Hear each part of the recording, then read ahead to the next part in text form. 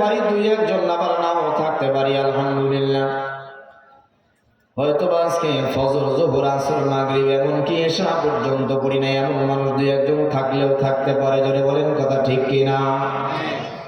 ও বাবা, নামাজ যদি না থাকে তাহলে আপনার ভিতরে দিন নাই। আল্লাহর নবী হাদিসের মধ্যে কোন মান তারাকা সালাতা মুতাআম্মিদান ফাহুয়া কাফিরুন। আল্লাহর কোন বান্দা বান্দি যদি ইচ্ছাকৃতভাবে এক ওয়াক্ত নামাজ ছেড়ে দেয়, তরক করে, পড়লো না, আদায় করলো না, কায়েম করলো না, আল্লাহর নবীর ভাষ্য অনুযায়ী সে কুফরি করলো, কাফের হয়ে গেল।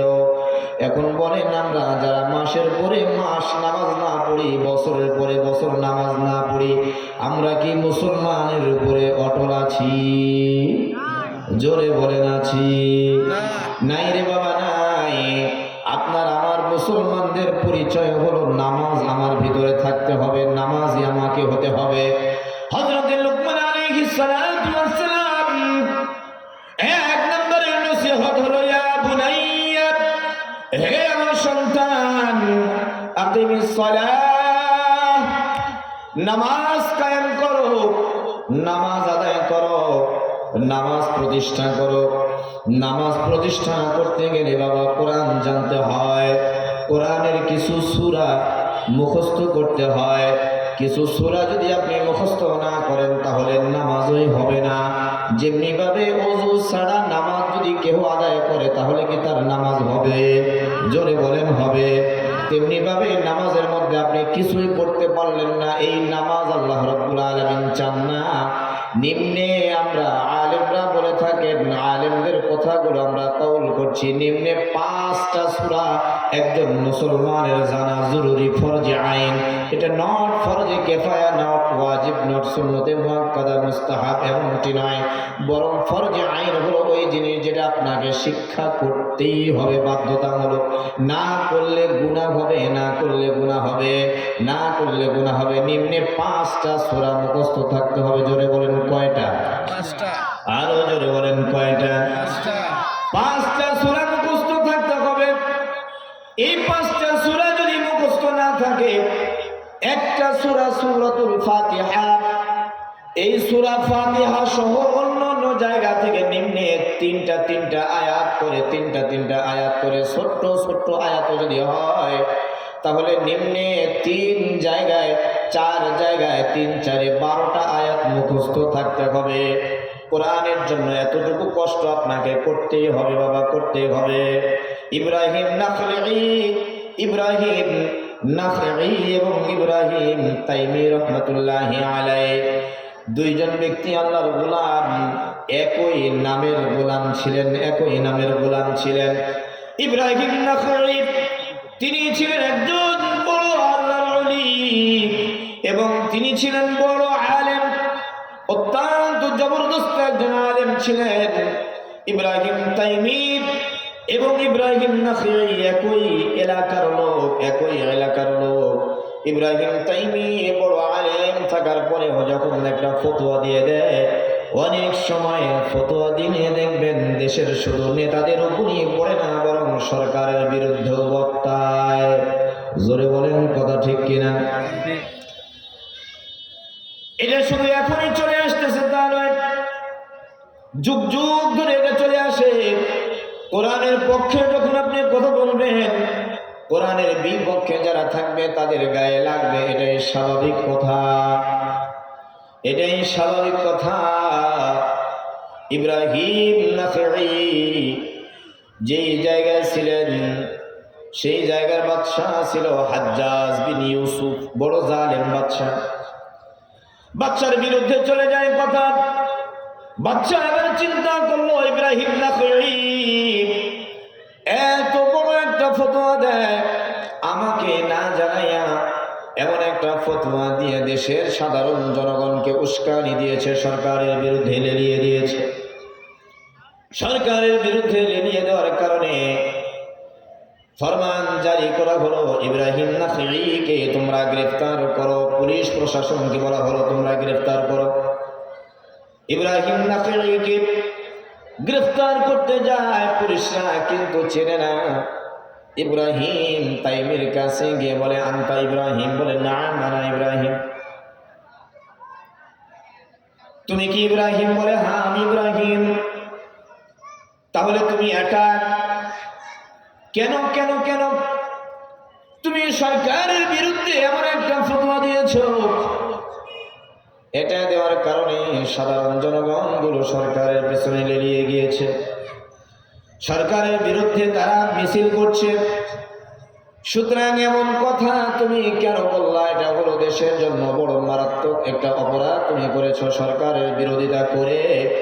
তোমাকে একটা ইব্রাহিম তাইমি এবার চিন্তা করলেন, এটা ভুল করে চলে আসছে। আমি তো এত বড় আলেম না, সাধারণ একজন মুসলমান, আমি কোন রকমের কোরআন তেলাওয়াত জানি।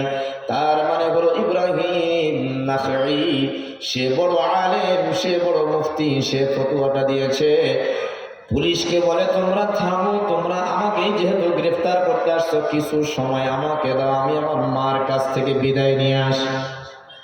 মার কাছে গিয়ে বলে, মা বিদায় দাও, বিদায় দাও। কি হয়েছে বাবা? আমাকে গ্রেফতার করার জন্য পুলিশ ভুল করে চলে আসছে। ইব্রাহিম নাখঈ ভেবে আমি ইব্রাহিম তাইমিকে গ্রেফতার করার জন্য আসছে। ও মা, আমি বাহিরে থাকলে মুসলমানদের তেমনটা উপকার হবে না যেমনটা উপকার হবে ইব্রাহিম নাখঈ বাহিরে থাকলে। লক্ষ লক্ষ মানুষ কোরআন শিখবে, লক্ষ লক্ষ মানুষ কোরআনের দিকে চলে আসবে। আমি ইব্রাহিম তাইমির কথায় মানুষ এতটা লাভবান হবে না, উপকৃত হবে না। মারে, এতটুকু সাথ যদি তুমি দাও, এতটুকু ত্যাগ যদি তুমি করতে পারো, হতে পারে কিয়ামতের ময়দানে আল্লাহর নবী তোমাকে টেনে টেনে জান্নাতে দিয়ে দিবে। ঠিক তাই করা হলো। যাও বাবা যাও, কোরআনের জন্য তোমাকে আমি সাদাকা করে দিলাম। ইব্রাহিম তাইমি চলে গেছে, জেলখানায় চলে গেছে। জেলখানার কষ্ট তদনীন্তন সময়ও ছিল, আজও আছে, কিয়ামতের আগ পর্যন্ত থাকবে। ইব্রাহিম তাইমিকে এত বেশি কষ্ট দিয়েছে, এত বেশি কষ্ট দিয়েছে, যেই জেলখানায় রাখা হয়েছিল, জেলখানার প্রাচীর তো যেমন হয় তেমনই প্রাচীর, এটা আপনাদেরকে বোঝানো লাগবে না। একজন মানুষ যেন প্রাচীর টপকায় পালাতে না পারে এমন ভাবে একটু উঁচু করে প্রাচীর দেওয়া হয়। কিন্তু ইব্রাহিম তাইমিকে যেই জেলখানায় রাখা হয়, সেই জেলখানার উপরে ছাদও নাই, কিছুই নাই, ফাঁকা জায়গা। সারাদিনে একবার খাবার দেওয়া হয়। সরকারের বিরুদ্ধে কেন তুমি কথা বলেছো, যার কারণে প্রতিদিন তাকে পানিশমেন্টও দেওয়া হয়। এটা কেন নিচ্ছেন? তিনি কোরআনের জন্য নিচ্ছেন। নির্দোষ একজন মানুষ কোরআনকে কত বেশি মহব্বত করলেন, কত বেশি ভালোবাসলেন, এত জুলুমের স্টিম রোলার নিজের শরীরের উপরে নিতে পারেন। ইব্রাহিম তাইমি কোনো প্রতিবাদ করে না, কিছুই বলে না। একদিন, দুই দিন, তিন দিন নয় বাবা, 6 মাস পরে মা দেখার জন্য গিয়েছে, আমার সন্তানটা কি অবস্থা। সন্তান দেখার জন্য যখন যায়, সন্তানকে দেখে চিনতে পারে না, একেবারে জীর্ণ শীর্ণ হয়ে গিয়েছে। এরপরেও রোদ্রে পুড়ে পুড়ে, রোদ্রে পুড়ে পুড়ে একেবারে কালো কুৎসিত হয়ে গিয়েছে। ইব্রাহিমের মা গিয়ে বলে, ইবনি আনতা, তুমি কি আমার সন্তান ইব্রাহিম? ইব্রাহিম তাইমি বলে, নাম ইবনুকা ইব্রাহিম। জোরে বলে না সুবহানাল্লাহ। হ্যাঁ মা, আমি তোমার সন্তান। মাও কাঁদে, সন্তানও কাঁদে। সন্তান মাকে ডাক দিয়ে বলে, মা রে, যদিও দুনিয়াতে তুমি আমার জন্য কষ্ট পাও, আমি নির্দোষ হওয়ার পরে আমি জেলখানায়, কিন্তু মা, এই জেলখানায় আমি আসছি শুধুমাত্র কোরআনকে ভালোবেসে। ও মা, তুমি একটু ধৈর্য ধারণ করো, ধৈর্য ধারণ করো। আমি যদি জেলখানায় জেল খাটতে খাটতে আমি যদি মারাও যাই, কিয়ামতের ময়দানে আমরা মা এবং ছেলে দুজনে রাসূলের কাছে গিয়ে দাঁড়াবো। আল্লাহর নবী হাদিসের মধ্যে বলেন, ইয়াকুলুল কুরআন ইয়াশফিআনি লিল আবদ ইন্নী মানাতুহু ওয়ান নাওমু বিল লাইল। কিয়ামতের ময়দানে কোন নবী রাসূলের এত পাওয়ারফুল সুপারিশ হবে না যত পাওয়ারফুল সুপারিশ হবে কোরআনুল কারীম যার পক্ষে সুপারিশ করবে। কোরআনুল কারীম যার পক্ষে সুপারিশ করবে এত পাওয়ারফুল, আল্লাহর নবী বলেন আমি মুহাম্মাদেরও হবে না, আমি মুহাম্মাদেরও হবে না, আমি মুহাম্মাদেরও হবে না। এই কথার দিকে লক্ষ্য রেখে, হাদিসের দিকে লক্ষ্য রেখে ইব্রাহিম নাখঈর বিরুদ্ধে যে জেল জরিমানা সেটা তিনি নিজের গায়ে পেতে নিয়েছেন। জুলুমের স্টিমলোরা সহ্য করতে করতে করতে করতে এক পর্যায়ে ইব্রাহিম তাইমের জেলখানায় মৃত্যু হয়ে যায়।